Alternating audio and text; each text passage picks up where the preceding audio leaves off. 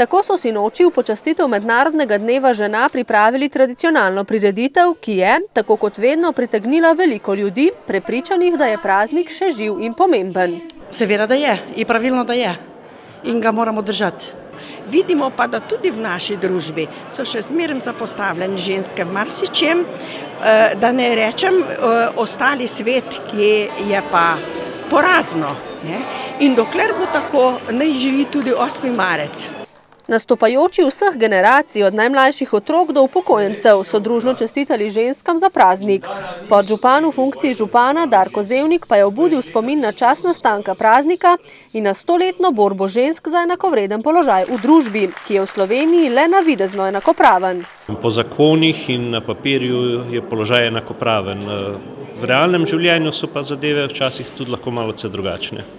Statistični podatki namreč kažejo, da morajo ženske v Sloveniji za dosego cilja vložiti več truda kot moški in da je njihovo delo slabše plačano, čeprav so bolj izobražene kot Slovenci.